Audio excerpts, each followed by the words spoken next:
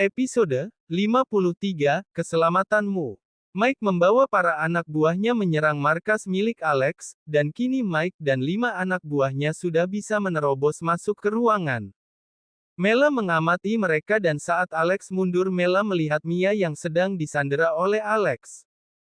Tanpa menunggu lagi Mela menembakkan 2 peluru ke arah Alex hingga ia jatuh tersungkur. Kini Steve dan Mike sedang melawan anak buah Alex yang tiba-tiba masuk. Alex belum menemui ajalnya cuma terluka parah. Mela berhasil membebaskan Mia, saat ia akan keluar mereka dicegat oleh 2 anak buah Alex. Sembunyi aku akan membereskan mereka, kata Mela. Mela sudah bertarung dengan anak buah Alex tanpa mereka sadari Alex bangun dan mengacungkan pistolnya ke arah Steve. Mela yang sudah berhasil melumpuhkan kedua orang itu, dan melihat Alex yang sudah menarik pelatuk pistolnya.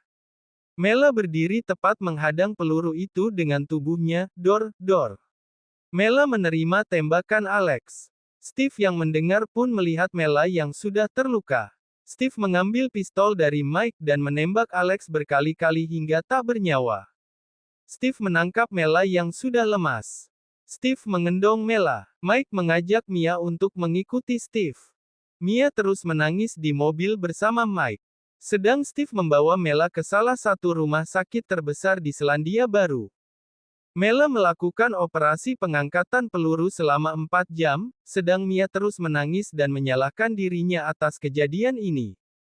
Steve yang melihat Mia menangis, memeluk Mia dan menenangkan gadis itu. Berhentilah menangis, 2 akan baik-baik saja, dia wanita kuat, kata Steve.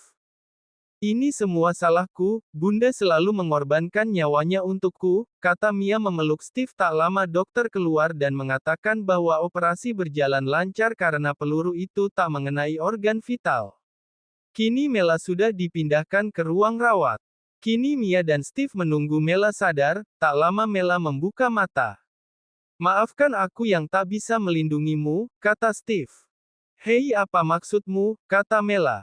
Terima kasih kau melindungiku dan Mia, kata Steve lagi. Tak masalah, tapi sepertinya kalian cocok hahaha, kata Mela. Dasar kau tak bisa diam dulu, lukamu belum sembuh, kata Steve. Aish, abis ini aku gak bisa menggunakan bikini, kata Mela. Kenapa kau bilang begitu, kata Steve. Karena bekas luka ini akan berbekas, bisa tolong minta obat yang tak meninggalkan bekas. Oleh kan Steve, minta Mela. Pletak, sentilan Steve mendarat di kening Mela. Mela dan Mia tertawa bersama melihat jengkelnya Steve. Miss terima kasih, kata Mia, buat apa, aku menyelamatkan Steve, apa kalian jangan-jangan, kata Mela tersenyum. Jangan sampai aku membuangmu Mela. Mia hanya sekretarisku, kata Steve. Meski kalian pacaran aku tak masalah, malah seneng tahu, dasar pertu kamu Steve, ledek Mela. Pertu apa, kata Steve bingung. Perjaka tua, hahaha, tawa Mela. Mela, geram Steve. Mela hanya mengangkat tangan minta maaf kemudian memegang telinganya sambil memberi tatapan puppy eyes. Mia bersemu merah mendengar ledekan Mela. Entah kenapa tadi pelukan Steve terasa nyaman bagi Mia. Hei Steve belikan makan dong, aku tak mau makanan rumah sakit, kata Mela. Iya, kata Steve. Steve mengajak Mike keluar dan mencari makanan untuk Mela dan Mia. Mela tahu jika ada sesuatu di antara Mia dan Steve. Kau harus bekerja keras untuk mendapatkan hatinya, dan harus menerima Elvie karena baginya Ivy adalah dunianya, kata Mela. Apa maksud Miss Mela, kata Mia aku tahu kau menyukainya, dan sepertinya Steve juga, karena aku tak pernah melihat Steve bisa dekat dengan wanita selain kami, kata Mela. Kami, tanya Mia. Iya, Mama Steve, aku dan Ivy, jawab Mela. Tak lama telepon Mela bergetar, tertera nama dari Mama Fiona. Iya Ma, ada apa, kata Mela. Aku ingin kamu dan Steve pulang ke Paris, dan bawa serta gadis sekretarismu itu, kata Fiona datar. Tapi Ma, Steve sedang berada di Selandia Baru, kata Mela. Kalian mau datang sendiri atau ingin aku menculik kalian semua? Ancam Fiona. Iya Ma, kami bakal ke Paris sekarang, kata Mela. Baiklah, pesawat yang akan membawa kalian sudah siap dan anak buah Papa Steve akan mengawal kalian, kata Fiona. Iya Ma, sampai bertemu, kata Mela. Mela bangun dari ranjangnya dan mencabut infus dan mulai bersiap. Mia yang melihat Mia bingung. Mia, kamu harus ikut aku ke Paris, sepertinya aku harus mengenalkanmu pada semua keluarga, kata Mela, tapi Miss, kata Mia. Belum juga selesai mereka sudah dijemput oleh para bodyguard milik Jonathan. Mela dan Mia mengikuti perintah mereka. Mereka dibawa ke bandara untuk terbang ke Paris.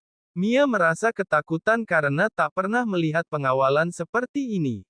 Sesampainya di Paris, Mela sudah dikepung paparazi, begitupun Mia, tapi para pengawal sudah siap mengamankan jalan dari Mela dan Mia. Kini mereka sudah di dalam limosin menuju ke kastil milik keluarga Johnson. Mia merasa ketakutan. Tenang Mia, ingat aku selalu bersamamu, kata Mela.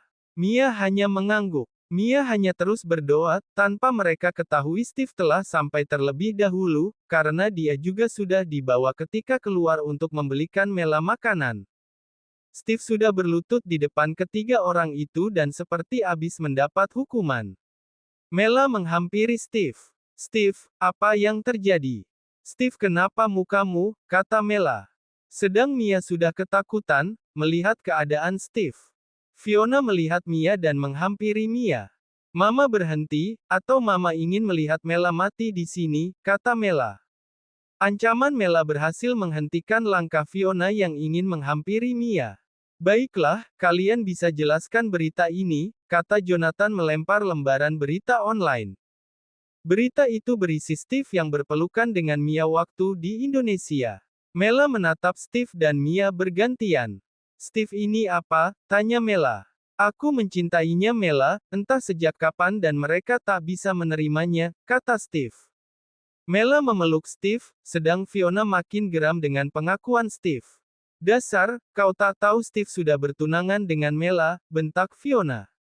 Mama, kata Mela. Bersambung ke episode selanjutnya.